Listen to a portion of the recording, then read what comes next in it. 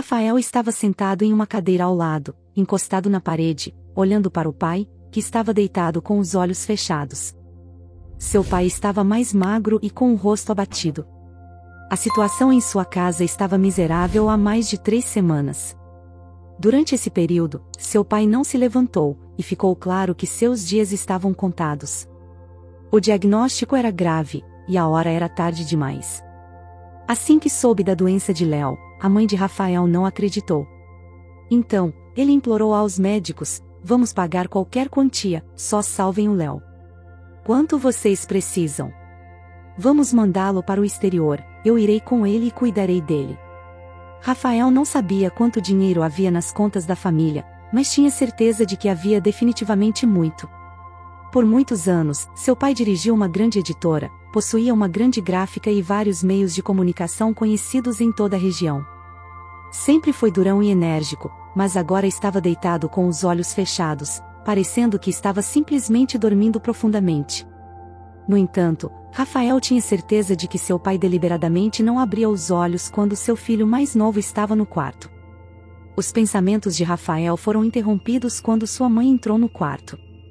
Durante a doença do marido, ela mesma sofreu muito. Durante dias, a mulher sentou-se ao lado da cama do marido e tentou realizar todos os seus desejos, que a cada dia diminuíam. Filho, vá descansar um pouco, senão seu pai vai acordar de novo e ficar triste por você estar aqui, disse Ana num sussurro. Rafael não intensificou a situação já difícil. Ele se levantou silenciosamente e saiu, entendendo perfeitamente que assim que seu pai abrisse os olhos, mesmo com as últimas forças, ele imediatamente expressaria sua insatisfação com sua aparência. Foi o que aconteceu ontem à noite, quando viu Rafael sentado ao lado de Léo. Ele disse quase inaudivelmente: por que você aparece aqui como uma monstruosidade? Você tem que seguir o exemplo do Jorge. Ele estuda todos os dias, passa na aula, assim como eu, e você é um desastre. Vá embora, desapareça. Naquele momento, o jovem começou a chorar, porque só ele sabia que Jorge, seu irmão mais velho, não frequentava a universidade há mais de 2 meses e passava todo o tempo livre em clubes. Ele vinha ver o pai de manhã cedo e, depois de ficar sentado por 1 hora ou menos, conversava sobre seus estudos. Rafael desapareceu. Ele ouviu o tom com que Léo falava com Jorge e como ele falava com ele com ódio na voz, aparentemente o mesmo filho como Jorge. Em alguns momentos, Rafael parecia que já estava acostumado com essa atitude desde pequeno, e ele era o chamado bode expiatório. De todos os membros da família, ele sempre foi o culpado por todos os problemas e fracassos, não importa a quem tudo acontecesse. Seu pai o chamava de nada mais do que um canalha, um imbecil e um parasita, e seu irmão geralmente o tratava como um inimigo. De vez em quando, em épocas em que ele estava de bom humor, a mãe poderia se arrepender ou dizer uma palavra se o pai o repreendesse. Jorge, por outro lado, sempre foi tomado como exemplo pelos pais. Embora mesmo aqui, Rafael não tinha claro o porquê. Na escola, Rafael estudou diligentemente os assuntos e mereceu todas as notas, enquanto Jorge simplesmente tinha que frequentar as aulas para trazer boas notas para casa. Léo, pessoalmente ou mandando Ana para a escola, levava regularmente envelopes para a sala do diretor com o chamado pagamento pelas mesmas notas de Jorge. Seu irmão tinha 2 anos a mais que Rafael, e assim que saiu da escola com um diploma, seu pai imediatamente veio em seu socorro. Em algumas semanas, Jorge tornou-se aluno de uma das melhores instituições de ensino superior da cidade. Depois de se formar na escola, Rafael pretendia fazer exatamente isso, mas seus sonhos de estudar quase imediatamente ficaram em segundo plano. Alguns meses depois de sua formatura, a família descobriu a doença de Léo. O jovem foi forçado a desistir de seus objetivos e começou a ajudar sua mãe. Havia dinheiro suficiente na família, e era possível contratar uma enfermeira, mas o pai proibiu-o categoricamente, dizendo que não queria que uma mulher estranha o ajudasse. Quero que minha mulher e meus filhos façam isso, dizia ele. A maior parte do tempo, sua esposa cuidava dele. Às vezes, Rafael ajudava nisso, o que causava descontentamento e indignação do paciente, junto com sua mãe. Rafael lavava o pai, trocava os lençóis, limpava o quarto e até aprendeu a dar injeções. Jorge vinha todos os dias, simplesmente sentava-se com uma cara triste, segurando a mão do pai. Embora não fosse só por isso, 2 vezes Rafael ouviu de outra sala como seu irmão mais velho, aproveitando a atitude gentil do pai, pedia ajuda. Pela primeira vez, ele implorou em meio às lágrimas: pai, o carro que você me deu de formatura não é mais novidade, e ele sempre me prega peças. E também sabe de quem são os filhos que estudam no meu curso? A filha do prefeito da cidade, a filha do diretor do mercado, o filho do médico-chefe do nosso hospital e outros. Eles chegam em carros caros, alguns com motorista, outros sozinhos, e aqui estou eu com o mesmo carro que você me deu, e seu querido carro está parado na garagem. Me dê, preciso manter o status da família. Rafael não ouviu a resposta, mas, a julgar pelo fato de que Jorge saiu em disparada no carro de seu pai naquela mesma noite, percebeu que mais uma vez seu irmão havia alcançado seu objetivo. Pela segunda vez, literalmente uma semana depois, quando Rafael estava dando uma injeção ao pai, Jorge entrou no quarto e disse com nojo para o irmão: olá, enfermeira, chega de seu trabalho, sai daqui, preciso falar com meu pai. Rafael saiu, mas a curiosidade tomou conta dele, e ele resolveu ouvir o que o irmão diria e o que ele deveria não escutar. Descobriu-se que Jorge disse que o instituto estava planejando uma viagem de troca de conhecimentos durante uma semana no exterior. E o pai, claro, elogiando o filho pelo entusiasmo pelos estudos, destinou uma quantia considerável para isso. Naquela época, Rafael já sabia que seu irmão havia largado a faculdade e não entendia por que precisava daquela quantia de dinheiro, mas tudo se encaixou. Assim que ouviu a conversa de Jorge ao telefone: olá, lindas malas, disse o irmão feliz, acabando de sair do quarto do pai. O pai desembolsou o dinheiro dele, e hoje voamos para aquelas ilhas que vimos ontem nas fotos do Pedro e Teza. Naquele momento, viu Rafael e imediatamente percebeu que ele tinha ouvido tudo. Ele colocou o telefone no bolso, aproximou-se dele e sussurrou diretamente para ele: por que você está me olhando assim? Eu tenho direito ao descanso, e meu pai não se importa em pagar, não importa para quê. O principal é que é para meu benefício. Então, nem se preocupe, nem pense em deixar escapar. É melhor você ir servir o pai. Rafael ficou surpreso pela compostura de seu irmão naquele momento, em que seu pai estava morrendo no quarto ao lado. Ele iria passar momentos felizes em algumas ilhas com sua amada, mas nosso pai pode morrer a qualquer momento, disse Rafael em voz baixa. A reação do irmão foi fenomenal. Jorge sorriu desafiadoramente, olhou nos olhos e disse: não se preocupe, com certeza voltarei quando for anunciado o testamento. Afinal, se ele não morrer, definitivamente não será possível receber a herança. No dia seguinte, Jorge deixou seu irmão confuso. Ele virou-se e entrou em outro quarto. Naquele momento, Rafael percebeu que seu irmão não estava nem um pouco interessado na saúde de seu pai, e toda a tristeza e lágrimas no leito do doente provavelmente foram fingidas apenas para receber a maior parte da herança. Alguns dias após a partida do filho mais velho, o pai morreu pacificamente à noite, justamente no momento em que Rafael estava de guarda ao lado da cama. O jovem se lembrou disso pelo resto da vida. Seu pai abriu os olhos e, pela primeira vez, olhou para ele com um olhar gentil e carinhoso, como se quisesse dizer algo. Ele respirou fundo algumas vezes e congelou. Rafael imediatamente percebeu que algo terrível havia acontecido e foi acordar sua mãe, bebendo um sedativo na cozinha. Ultimamente, ela não conseguia viver sem esse sedativo, então houve soluços, despedidas e funeral. Durante todo esse tempo, Rafael literalmente não deixou a mãe, enquanto Jorge continuou descansando à beira-mar, sem sequer se dignar a comparecer ao funeral. O irmão voltou quando já tinham passado os 9 dias. Ele só foi ao túmulo de seu pai uma vez e somente por insistência de sua mãe. Para ele, a vida não mudou em nada. Mesmo quando ele disse que uma espécie de liberdade apareceu em ação, agora ele poderia sacar dinheiro do cofre sem receber a aprovação do pai, usar o carro do pai a qualquer momento e não precisar informar ninguém. A mãe não se importava muito com perguntas após a morte do pai, ela não tinha tempo para isso. Na hora marcada após a morte do pai, um tabelião os convidou. O irmão chegou muito animado para a leitura do testamento, sorrindo maliciosamente. Olhou para Rafael como se soubesse o resultado de antemão.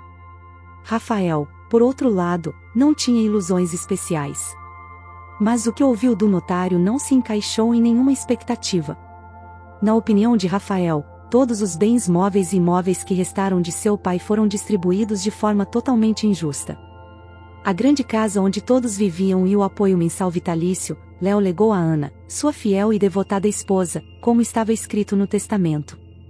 Neste caso, para Rafael, tudo ficou claro e estava totalmente de acordo com a vontade de seu pai. Para seu filho mais velho, Jorge, Léo deixou a gestão de todas as contas e negócios, bem como os carros, dos quais havia vários, e um amplo apartamento no centro da cidade. Quando chegou a vez de Rafael, todos ficaram paralisados de expectativa. Descobriu-se que não havia mais nada para legar a ele. Houve uma espécie de silêncio opressivo em que Rafael ouviu claramente o riso de seu irmão.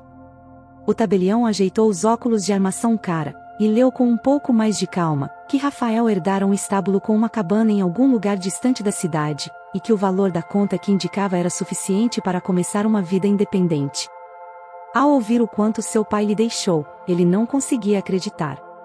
O número de zeros na herança do irmão mais velho era muitas vezes maior, e o dinheiro que sobrou para Rafael provavelmente poderia ser gasto em clubes em menos de um mês. Rafael, claro, entendeu desde o começo que o pai não dividiria tudo igualmente entre os filhos, mas certamente não esperava ter agido tão injustamente. Jorge, deixando o tabelião para quem o irmão mais novo sempre fora um lugar vazio, murmurou com raiva entre os dentes: "Bem, isso é tudo, meu querido irmão. Como dizem, ande nas 4 direções, vá para o seu deserto, e eu realmente espero nunca mais te ver. Aliás, nem tente me pedir nada. Sinto muito, mas não dou aos mendigos." Voltando-se para a mãe dele, ele disse: "Mãe, você vai? Vamos rápido. Tenho muito o que fazer. Vou te levar para casa rápido, e quero comemorar meu status atual de empresário rico em grande escala." Brincando com as chaves do seu carro, que já era oficialmente seu, ele caminhou em direção a um carro novo que brilhava sob os raios do sol. Ana se aproximou do filho mais novo, pegando a mão dele. Ela disse baixinho e com voz culpada: "Me desculpe, mas quem diria que Léo faria isso? Você entende, eu não poderia mudar nada. Você sabe que tipo de caráter seu pai tinha, o que ele decidiu, nunca vai mudar." O jovem abraçou a mãe e respondeu com a mesma calma: "Mãe, vai ficar tudo bem. Afinal, dinheiro não compra felicidade. Vou viver de alguma forma. O principal é cuidar de você, e com certeza vou te ligar, senão Jorge fica furioso." Ana ficou brava indo até o carro, e Rafael ficou na varanda do cartório, zangado com seu pai, Jorge e com o mundo inteiro. Não conseguia entender por que, desde a infância até o último dia de sua vida, seu pai teve uma atitude tão negativa em relação a ele que ele claramente não merecia. Parecia que eram 2 irmãos que cresceram a vida toda na mesma família, e agora um ficou com tudo, e o outro, uma cabana muito longe. Rafael não teve dúvidas de que era exatamente assim que era o seu dote. Porque depois de ter comprado um estábulo para a ocasião, Léo esteve lá sozinho durante os primeiros anos. Naquela época, seu pai se interessou seriamente por cavalos, e cada vez que voltava, se gabava de ter comprado outro lindo puro-sangue. Mas não durou muito de então, sua empresa o consumiu completamente. O negócio começou a se desenvolver ativamente, e mais tarde sua saúde começou a piorar. Rafael nem se lembrava da última vez que o pai lá esteve. O jovem foi obrigado a recolher apenas as coisas necessárias que cabiam numa mala de viagem e dirigiu-se ao endereço indicado no testamento. Depois de comprar a passagem de ônibus, ele sentou no banco de trás de um veículo velho e mergulhou em seus pensamentos infelizes. 3 horas depois, o motorista se virou e disse que estava ali e o deixou, como disse, na rua principal da cidade. Rafael olhou em volta, e ele imediatamente percebeu que a esperança de encontrar aqui um emprego com o qual ele realmente contava desapareceu instantaneamente.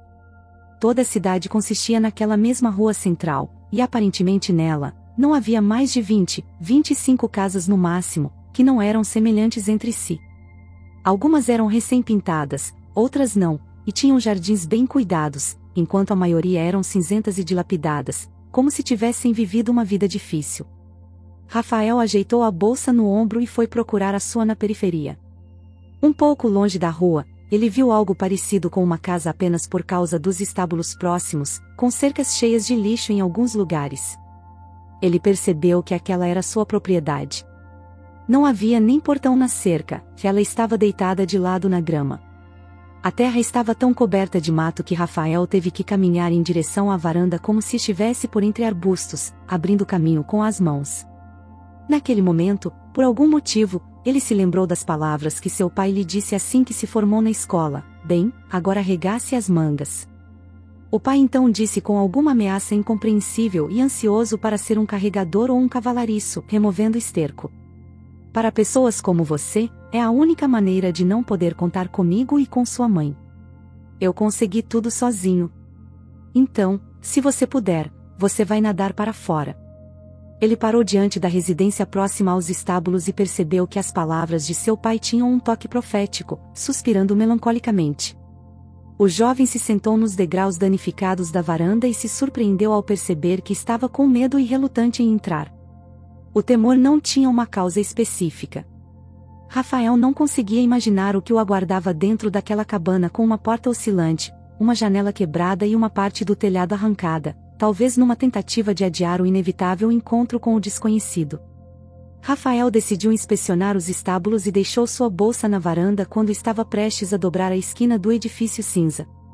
Inicialmente, ele imaginou ter ouvido um relincho vindo dos estábulos, mas quando abriu a pesada porta em sua direção, confirmou que era real. Diante de seus olhos estava um belo cavalo negro, cuidadosamente mantido em um dos corrais, o único que parecia estar em perfeito estado. Era evidente que alguém estava cuidando do animal.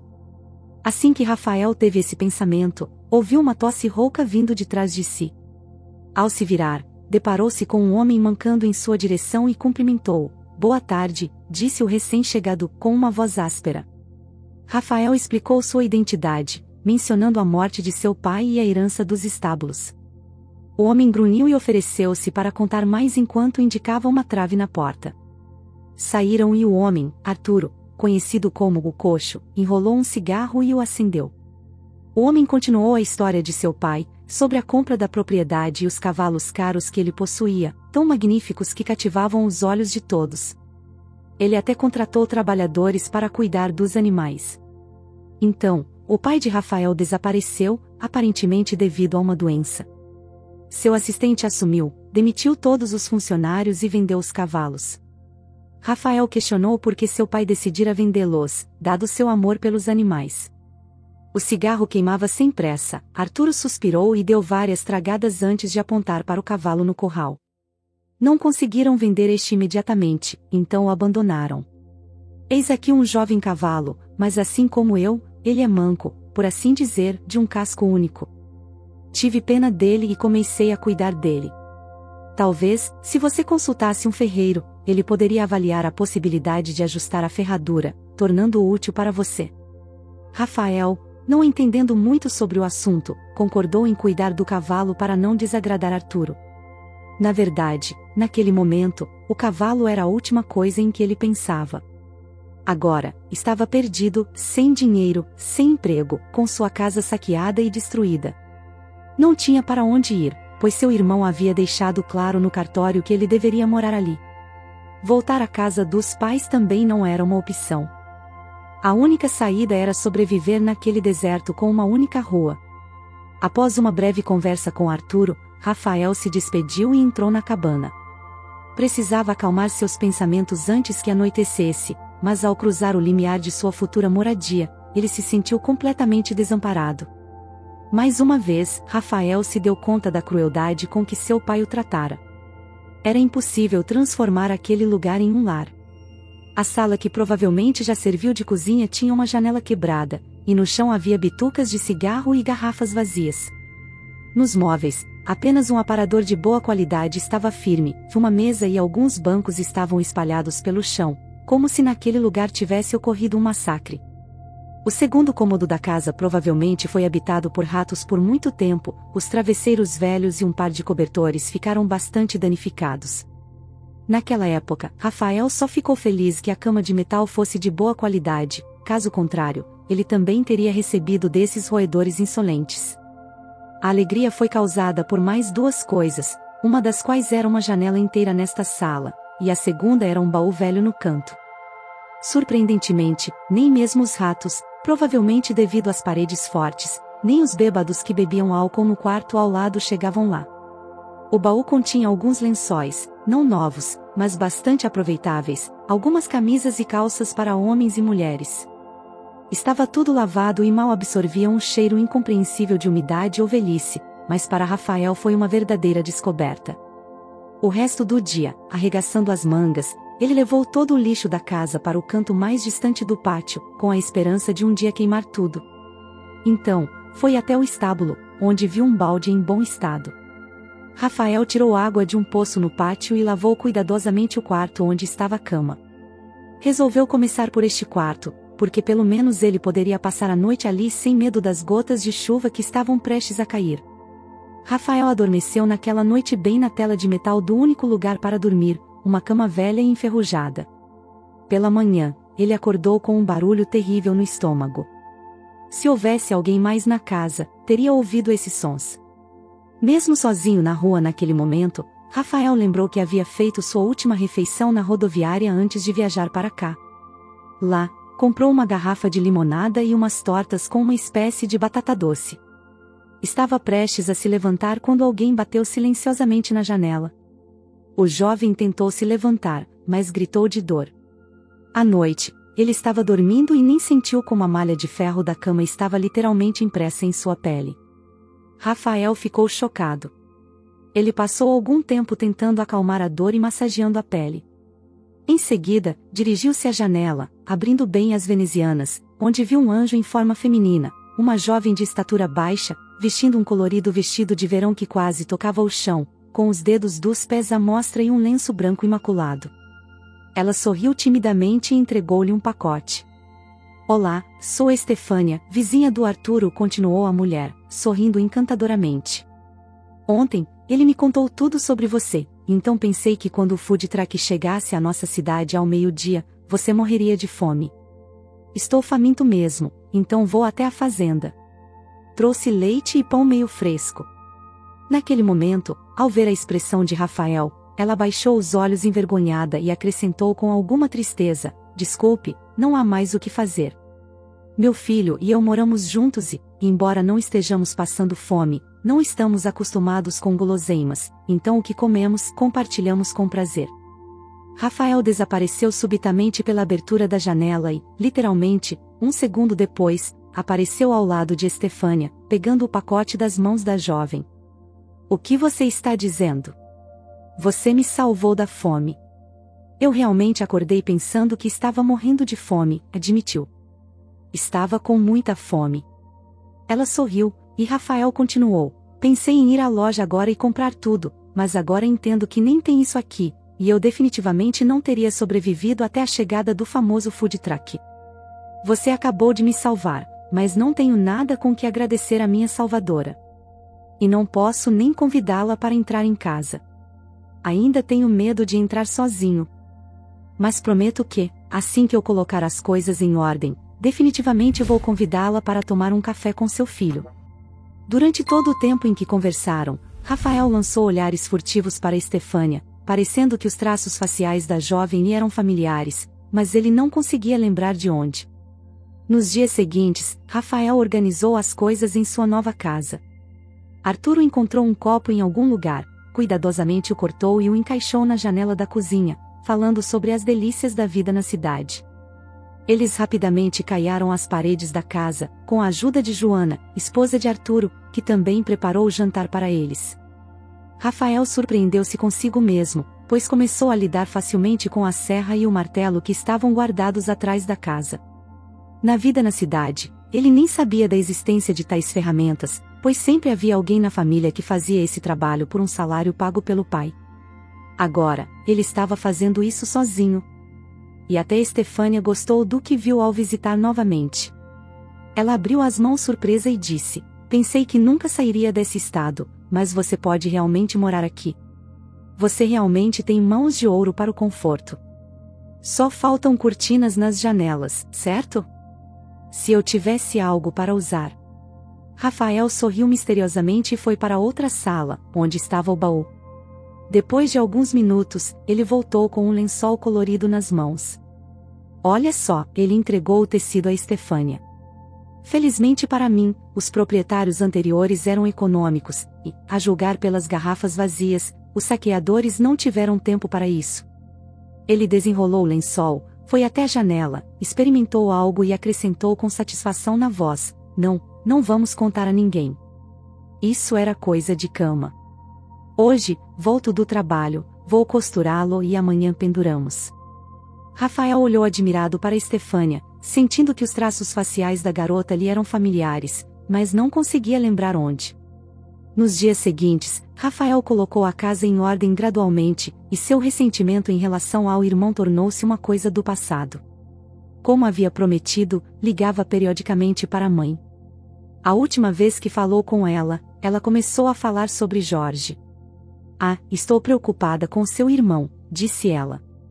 "Ele não estuda mais, abandonou completamente os estudos. Não quer trabalhar no negócio que seu pai dirigia. Passa o tempo com seu amigo, deixando-o administrar o negócio enquanto ele gasta o dinheiro em bebida e festas. Ele desperdiça o dinheiro que o pai deixou com mulheres. Às vezes, quando está bêbado, lembra-se de você, mas mesmo que você rasteje de joelhos, ele não te dará um centavo." "Não se preocupe, mãe", respondeu Rafael alegremente. "Eu não vou fazer isso e não vou morrer de fome. Estou bem, até melhor do que esperava." Naquele momento, ele não estava mentindo, mas expressava o que realmente sentia. Estava feliz e tranquilo. Sua única decepção era a falta de trabalho, mas tinha a sensação de que isso mudaria em breve. E isso aconteceu rapidamente. Em um dia, enquanto estava ocupado na horta, Estefânia apareceu com um pedaço de papel nas mãos, balançando-o alegremente sobre a cabeça.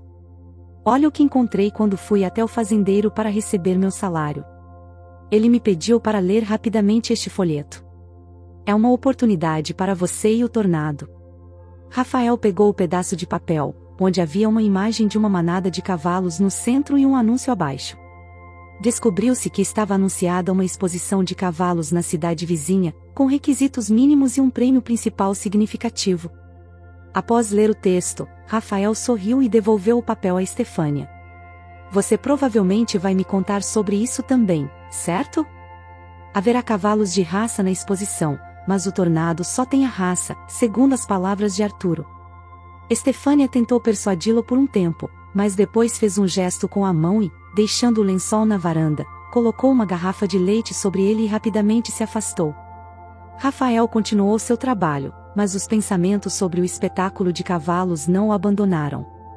O valor dos prêmios era decente para os padrões da cidade, e, embora ele não acreditasse muito em seu sucesso, decidiu tentar. Ele não conseguia tirar da cabeça as palavras de Arturo sobre o tornado e sua raça. Rafael preparou cuidadosamente o cavalo, e Arturo o ajudou alegremente no dia marcado. Eles estavam entusiasmados na fila de participantes, e a competição foi forte, com todos os cavalos parecendo perfeitos. Em cada etapa, Rafael precisou mostrar todos os méritos de Tornado, que conquistou imediatamente o coração de quase todos os membros do júri. Rafael mal podia acreditar quando Tornado foi eleito vencedor. Logo após a cerimônia de premiação, um senhor de cabelos grisalhos se aproximou dele, acariciando a crina macia do cavalo, disse pensativamente: "Este é um exemplar elegante. Saiba que esta raça é muito rara, com apenas alguns exemplares trazidos do exterior para o nosso país. Um cavalo assim vale muito, acredite. Você consideraria vendê-lo?" "Eu pagaria bem." Após mencionar a quantia que estava disposto a pagar, Rafael percebeu que seu pai não o havia privado de sua herança, e o tornado já havia contribuído e ainda poderia contribuir com dinheiro suficiente.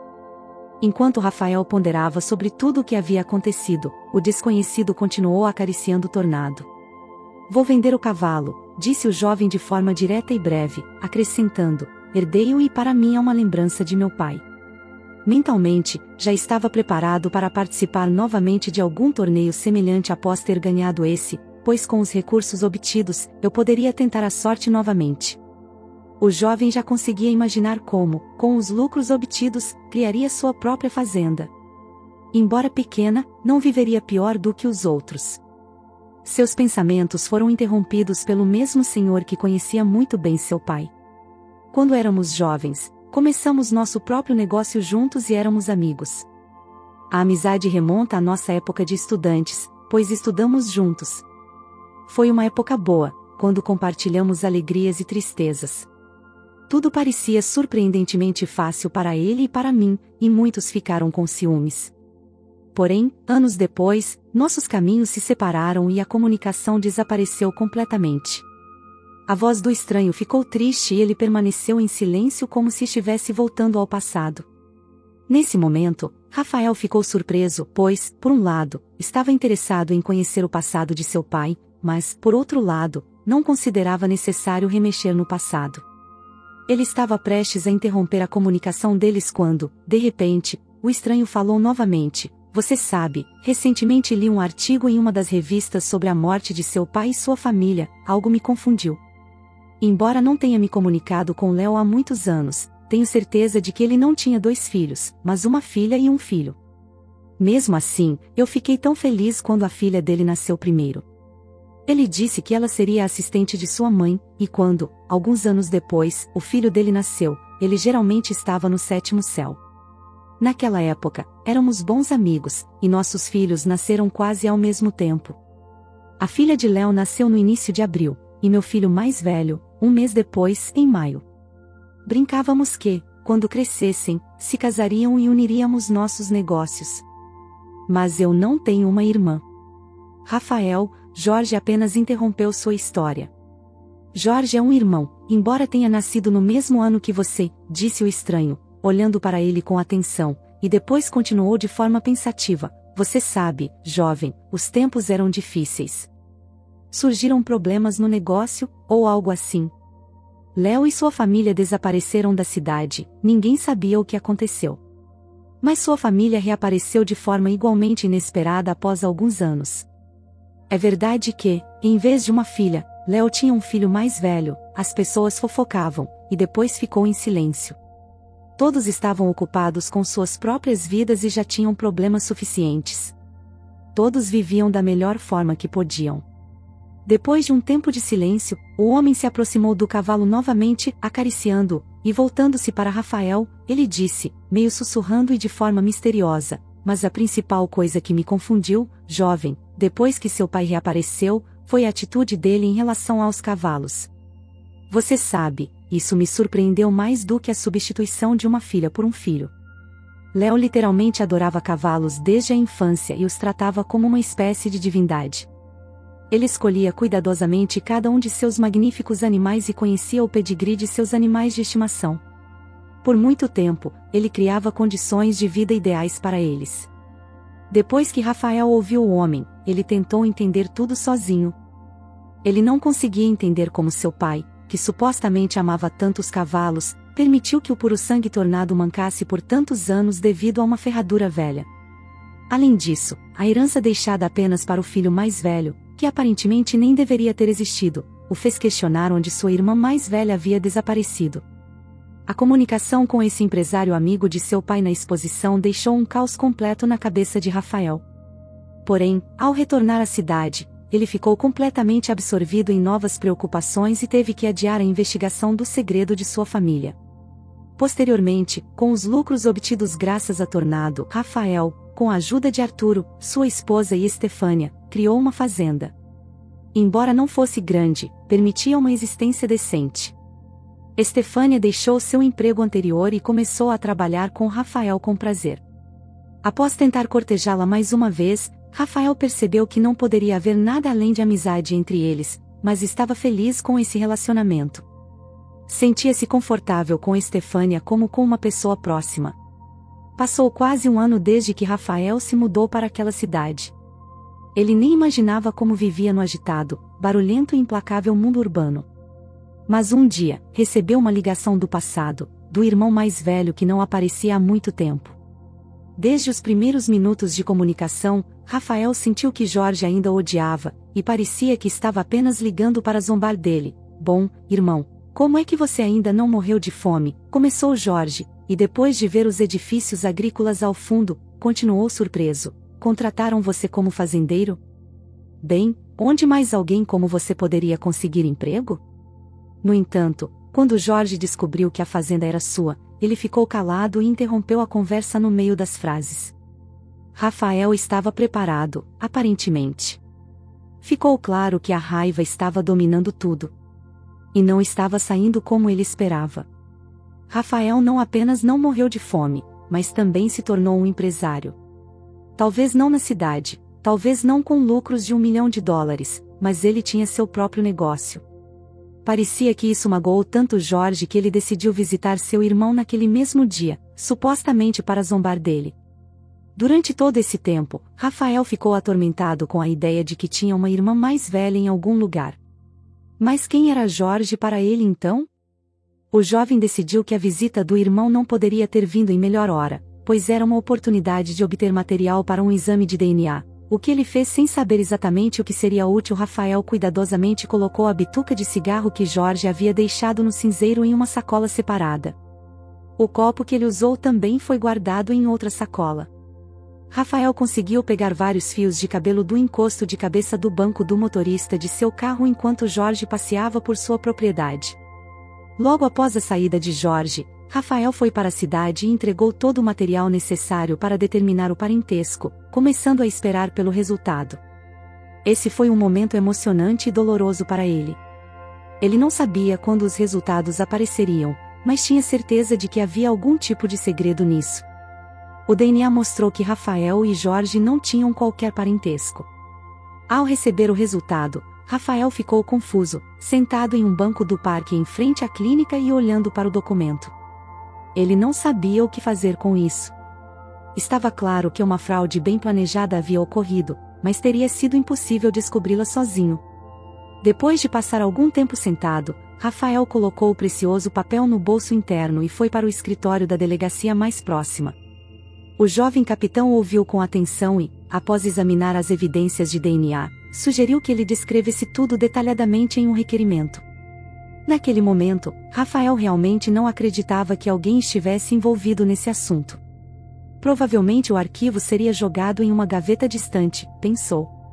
Contudo, imagine sua surpresa quando alguns dias depois ele foi convidado a voltar à delegacia. Jorge estava sentado no corredor perto do escritório do investigador, mas o capitão não estava mais lá. Ele parecia tão confiante quanto antes, enquanto Rafael parecia meio assustado, com a voz trêmula, começou a falar rápido, sussurrando como se tivesse medo de não ter tempo para contar tudo. Rafael, que bobagem estão falando por aí? Esse policial me interrogou por meia hora sobre o que sei sobre alguns empresários que supostamente eram meus pais. Disseram que você não é meu irmão, mas isso é uma bobagem. Sempre estivemos juntos. Agora ele está interrogando nossa mãe. Naquele momento, Rafael não acreditou em Jorge, embora toda a aparência de seu irmão indicasse que essa notícia era chocante para ele. A mãe passou várias horas com o investigador, e Rafael já estava preocupado com ela, pois sua saúde havia piorado desde a morte de seu pai. Quando a mulher deixou o investigador e entrou no corredor, era assustador olhar para ela. Ela parecia ter envelhecido mais 10 anos. Suas costas estavam curvadas como as de uma velha, seus olhos, vermelhos de lágrimas, estavam um tanto opacos, como se ela não reconhecesse mais seus filhos. Ela cambaleou para fora e o capitão convidou Rafael para entrar em seu escritório. Bem, você nos deu trabalho, começou o policial, convidando o jovem a se sentar. Você nem imagina o que aconteceu.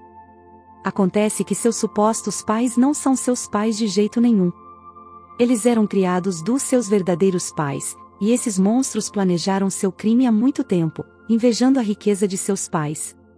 O capitão entregou o gravador para Rafael e disse: você pode ouvir tudo você mesmo. Sua mãe, que estava com medo de perder a vida depois do que aconteceu, confessou tudo.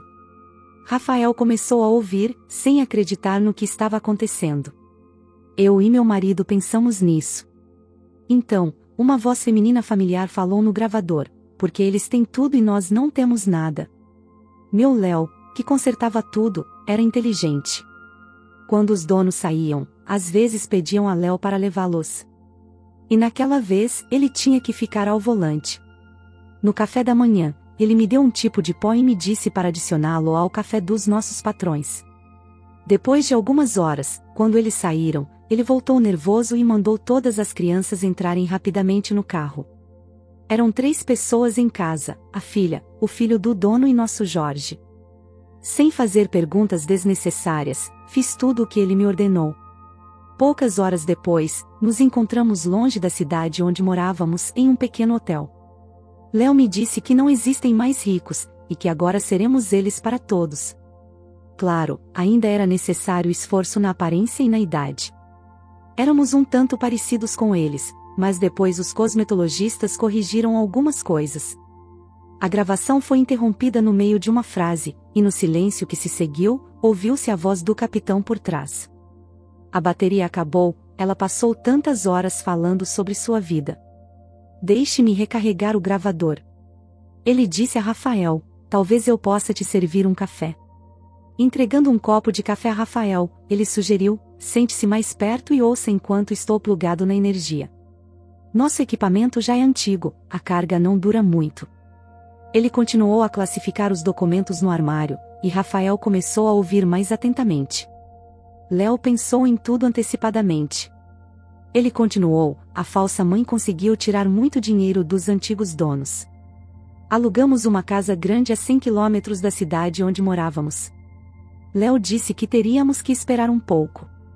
Seguindo suas ordens, deixei a filha dele em um abrigo na cidade, em algum lugar da rodovia por onde estávamos viajando. Meu marido disse que não poderíamos nos livrar dos 2 ao mesmo tempo, seria suspeito, e nunca se sabe se eles perguntariam. Dizíamos que estávamos em uma viagem quando nossa filha morreu de repente. Eles adotaram a criança para aliviar a dor da mãe. Quando voltamos depois de um tempo, não tivemos dificuldades especiais de comunicação com nossos amigos, pois já estávamos nesta casa há muitos anos e conhecíamos bem os costumes e gostos dos donos. Surpreendentemente, meu Léo assumiu o papel e facilmente se acostumou com a imagem de dono. Ao mesmo tempo, apresentamos nosso filho Jorge como nosso e adotamos o Rafael, mas nunca contamos a ele. Teríamos vivido muito bem pela frente, se você não tivesse começado tudo. Foi por isso que Léo deixou tudo para Jorge. A voz no gravador suspirou e ficou em silêncio. Pablo se aproximou da mesa e apertou o botão de desligar, tocando o ombro de Rafael. Ele disse em voz baixa, seja forte. Eu entendo que é muito difícil descobrir que aqueles que você considerava pais não são pais, mas sim assassinos. Mas a coisa mais importante que você aprendeu é que você tem uma irmã. Acho que vamos tentar encontrá-la. Rafael, que estava em uma espécie de estupor todo esse tempo, pareceu recobrar a consciência e ergueu os olhos em direção ao capitão, com um pedido na voz. Ele disse, eu imploro, ajude-me a encontrá-la. Agora ela é minha única parente no mundo inteiro. Ele teria começado a busca por conta própria, mas nem sabia por onde começar. Então ele decidiu esperar, confiando completamente esse assunto à polícia. Mas todos os dias seus pensamentos o levavam ao que havia aprendido no escritório do investigador. Passaram-se pouco mais de 2 semanas, durante as quais ele nunca mais viu seu irmão ou sua suposta mãe. No dia seguinte, quando ele e Arturo estavam limpando o estábulo, Pablo apareceu na soleira. Olá, trabalhadores, o capitão começou com voz alegre e continuou no mesmo tom. Trouxe boas notícias para você. Rafael, você poderia preparar um pouco de café, e eu contarei tudo em detalhes. Descobri sobre sua irmã. O garfo de Rafael quase caiu de suas mãos. Ele ficou com medo de saber que sua irmã, assim como seus pais, não estava mais aqui, mas olhando para o capitão alegre, ele se acalmou. Ele claramente veio com boas notícias. Depois de deixar a ferramenta, ele convidou a polícia a entrar na casa, onde ele soube de todos os detalhes. Descobriu-se que após ser deixada em um orfanato, a irmã de Rafael foi adotada por um casal sem filhos há muitos anos. Para evitar fofocas desnecessárias, a família mudou-se para a cidade e literalmente morava ao lado da porta, a apenas 2 cidades de distância do lugar onde Rafael mora agora. Rafael estava pronto para correr para lá imediatamente e perguntou com entusiasmo, Pablo, me diga, ela está viva? E ela ainda mora lá. Eu irei para lá imediatamente. Mas o capitão apenas riu, colocou a mão em seu ombro e fez um gesto para que ele se acalmasse. Não precisa ir a lugar nenhum. Sua irmã está viva. É verdade que os pais dela não estão mais vivos, mas ela se mudou. Você não vai acreditar onde. Rafael olhou para ele curioso, e Pablo, como se testando sua paciência, deu-lhe informações em pequenas doses. Naquele momento, a porta da cozinha se abriu, e Estefânia apareceu na soleira, radiante de felicidade. Bem, vocês se conhecem, disse o capitão. Sua verdadeira e querida irmã é Estefânia. A garota sorriu, e Rafael quis chorar. Eles se abraçaram, e tudo o que estava acontecendo parecia um sonho bom e feliz, mas um sonho. Agora ele entendia por que o rosto de Estefânia lhe parecia tão familiar naquele dia. Os três ficaram muito tempo sentados na cozinha e conversaram sobre tudo o que descobriram. Pablo se despediu de Rafael e foi embora, e o jovem não conseguiu dormir até a meia-noite. Havia recebido tantas informações ultimamente que sua cabeça estava prestes a explodir, mas o mais importante era que agora ele tinha uma irmã e um sobrinho maravilhoso. A partir desse dia, Rafael percebeu que Pablo começou a visitar com frequência sua fazenda, e 6 meses depois, pediu a mão de Estefânia em casamento. Naquela noite, quando estavam jantando depois do trabalho na pequena cozinha, Rafael finalmente se decidiu. Uma veterinária que uma vez foi examinar o Tornado, o cavalo em que ele tanto se preocupava, considerando um talismã de amor e felicidade, foi graças a ele que Rafael conheceu Fernanda. Ele estava planejando pedir a garota em casamento, mas não conseguia decidir.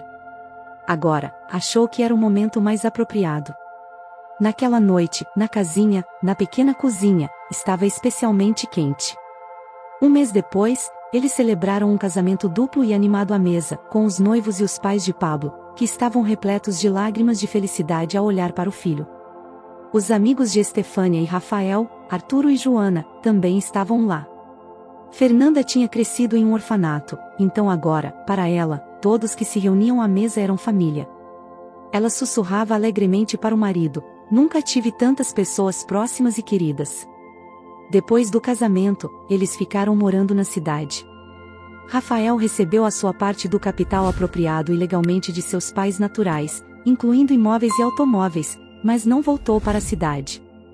Ele vendeu tudo e expandiu ainda mais sua fazenda, entregando metade dela para a irmã. Descobriu que sua madrasta tinha ido morar com o Jorge. Quando Jorge ficou sem dinheiro, ele fez biscates e bebeu, mas Rafael não estava nem um pouco interessado nisso. Ele era o homem mais feliz, amava sua irmã, idolatrava sua esposa e estava se preparando para ser pai. Por tudo isso, ele agradeceu a Tornado, pois, se não fosse por ele, nada disso teria acontecido. Se você gostou da história, por favor, dê um like e se inscreva no canal.